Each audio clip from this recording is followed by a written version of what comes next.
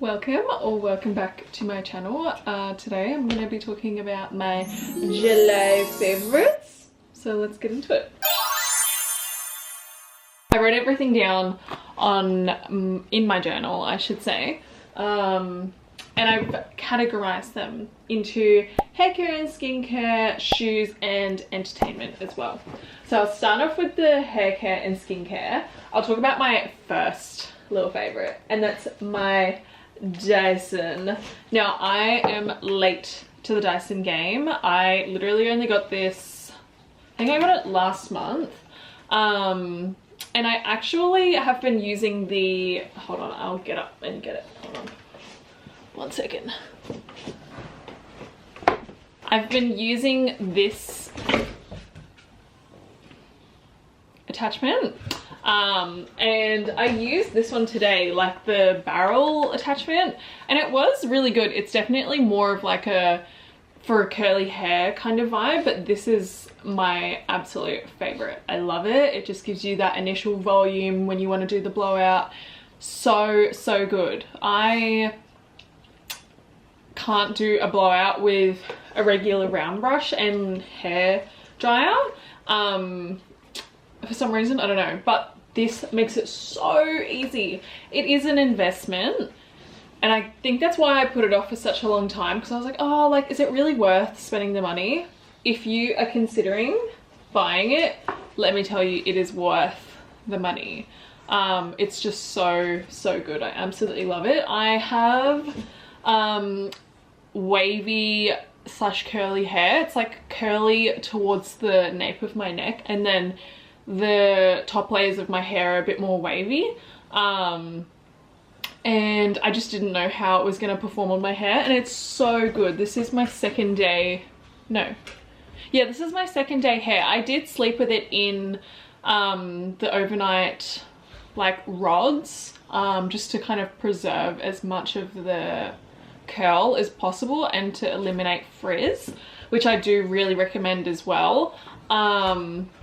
But yeah, I absolutely love the Dyson Airwrap. It's so good. The next thing that I'm going to talk about is actually my hand cream. This is the L'Occitane Shea Butter, is it? Oh no, this is the L'Occitane Intensive Hand Balm. This is so good. I got this at the airport before we were flying to Japan, so I've had it for a couple of months now. No, not a couple of months. I got it at the start of June, sorry. And it's so good. I've used this much already. This is the full size one. I will 100% be repurchasing this. It's such like a thick hand cream. It's really good for winter. I get really dry, that's what the consistency looks like, by the way.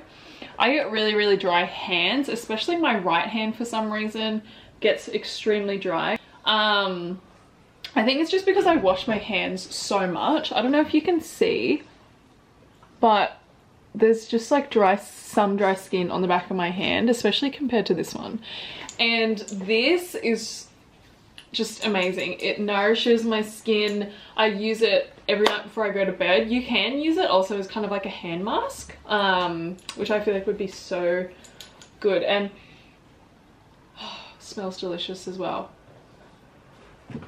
If you can go in store and just test it, if you're on the fence, just test it, see how it settles on your skin and that it doesn't react poorly, and I'm sure that you'll find you love it. It's just so good. I love it.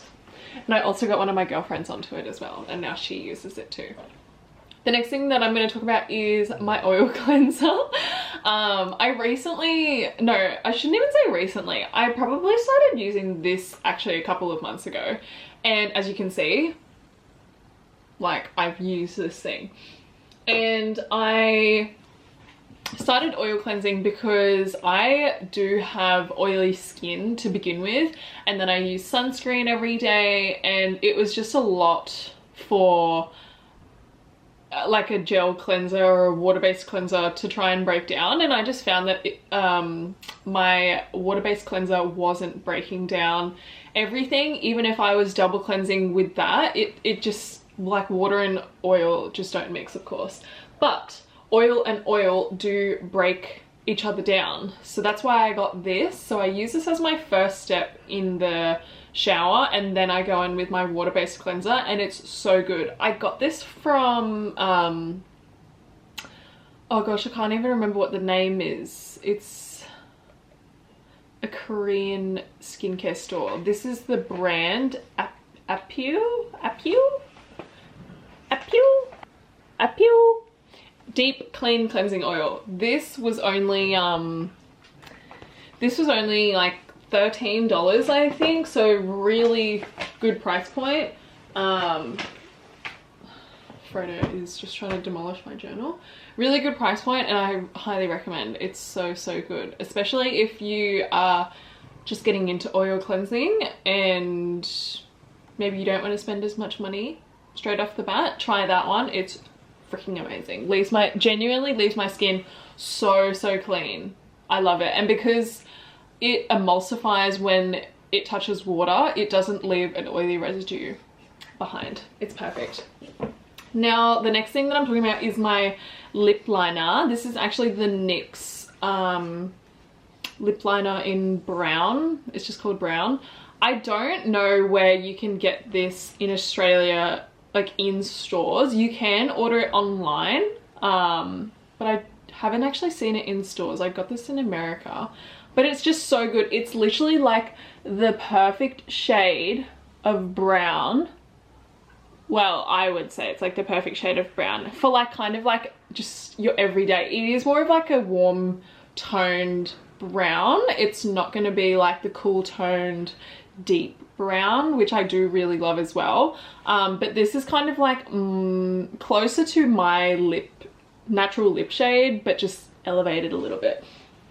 So I absolutely love this, and NYX is affordable, and most of the time the formula is actually really good. I did talk about on my TikTok how the cold brew, which is one of my other favorite shades, actually has the worst formula. I don't know why that is, but this one's really good. Next, I'm going to be talking about shoes. So you'll see kind of a trend. They're all like the same color. So the first ones that I'll talk about are actually these. Now, these are Clark Wallabies. The bottom of them is fucking just so dirty because I've worn the fuck out of these.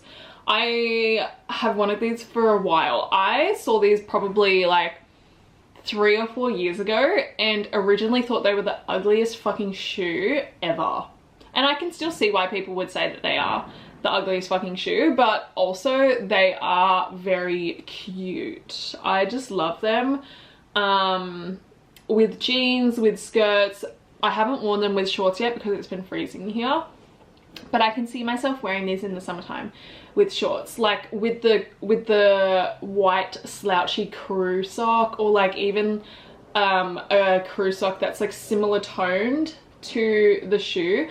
I got these off Depop, and I remember before I got these ones, they had on Depop like this beautiful cow print pair, and I didn't fucking get them. The only thing that I will say about the shoe is that the heel does rub when you're breaking it in, but these are so good. I took these with me to Melbourne last week, and I wore them the entire weekend, and we did heaps of walking, and they were great. I've got a bit of a wider foot as well, and I find them comfortable. So if you've got a wider foot and you don't know how they'll fit, I think that they're pretty good. If you can try them on, see how you go. But yeah, I love them, and I would get another pair, maybe in a funky color. I don't know, I kind of like that look, like funky print, funky color with the basic outfit.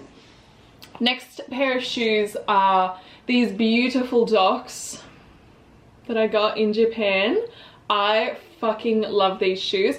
When I first saw them, we were walking past the Doc Martens store to go get lunch, and I had no intention of buying Docs, to be quite frank.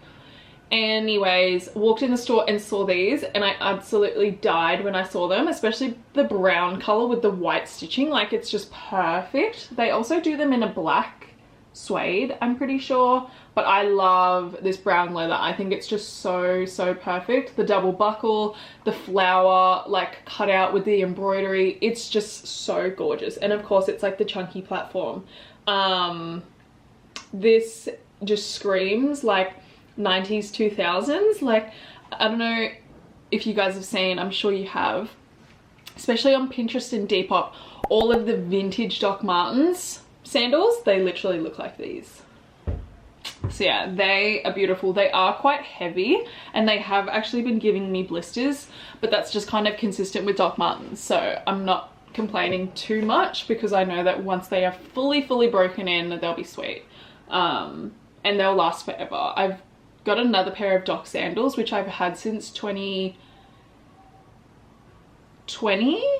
I think 2020, yeah, it's like 5 years, and they are still good to go, and I've worn them religiously, especially through summertime, and yeah, they're still good to go. Then the next is literally my little Uggs. These are like these just little chocolate brown Uggs. I only wear these inside the house. I am not an outside of the house Ugg wearer. No hate on anyone that does, it's just my personal preference. These aren't going outside. Like, I'm not trudging through shit and dirt and whatever only to bring it inside the house. So I love these because they're just so warm and soft.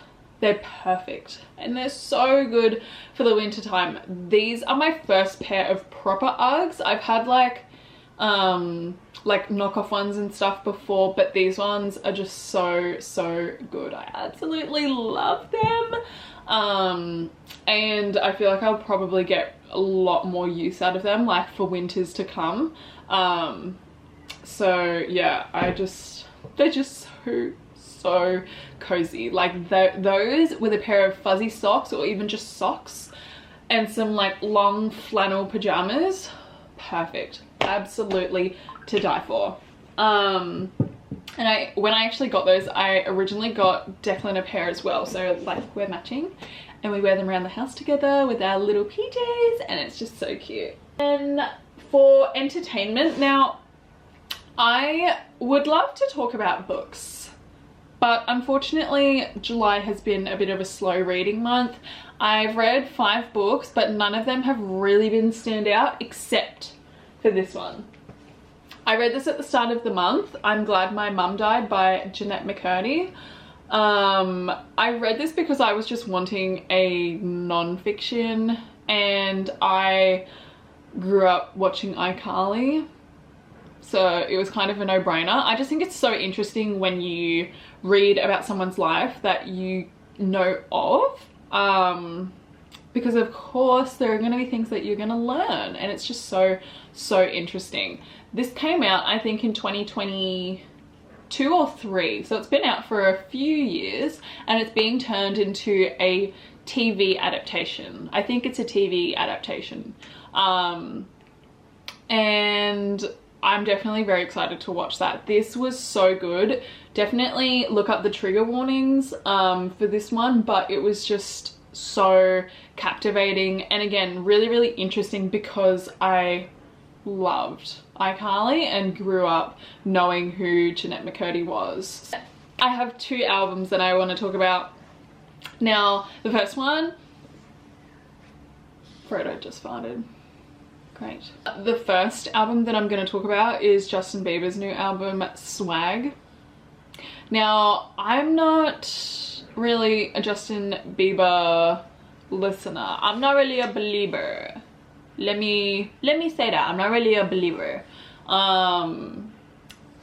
But because Dijon and McGee were on this album and they helped produce and write a lot of the songs, I just had very piqued interest from the get-go, and I literally listened to this album religiously for like 2 weeks on end, like going to the gym, going to work, driving in the car, like literally doing anything, I would listen to this album. It's just so good, and I think that you can see a lot of influences from not only Dijon and McGee but also different artists, like Michael Jackson, which I love, And I think that's why it was so appealing to me, because it's not necessarily the same as what his other sound is kind of like. It's not as poppy, it's a little bit more R&B, indie, alternative in a way, which is definitely more down my alley. So I really like that. And then the second album, this is actually just like my all-time favorite album, which is why I'm including it. And I literally have the artwork from his vinyl like right there up against the wall. And it's Two Star and the Dream Police by McGee. I literally got, as I said, I literally got the vinyl for this like probably a couple weeks ago. I ordered it because I was dying. I needed the vinyl. I listened to this album without a doubt every day, every second day, every week. Like, I love this album. I want to get it tattooed on me. I'm trying to hold off because I am also a very impulsive person at times, but I've been saying to myself that I want to get this tattooed on me for quite some time now, so I might have to bite the bullet on that. But it's just so good. If you don't know who McGee is, where have you been? Look him up right now. He is just insane. This man is a multi-instrumentalist.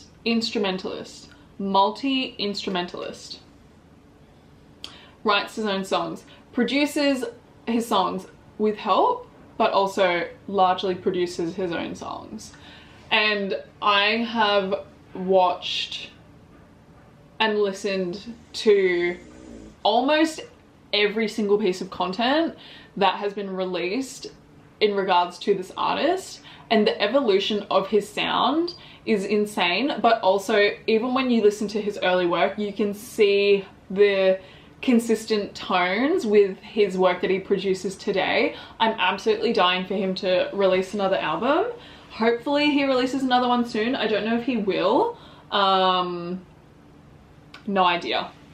But I would absolutely die if he did. He came to Australia in December last year, and I missed out because we were on the plane to go to America. So that was a bit fucking sad. But nevertheless, I know that there will be one day where I will see him live, and until that day I'm just going to keep listening to his albums because they're amazing. And if you haven't listened to his albums, you 110% should. If there's any recommendation that you take from this video, it's to listen to his album. It's free. Listen to it on YouTube, on Spotify, whatever. Like, I'm plugging the fuck out of him, but he's genuinely the most amazing artist.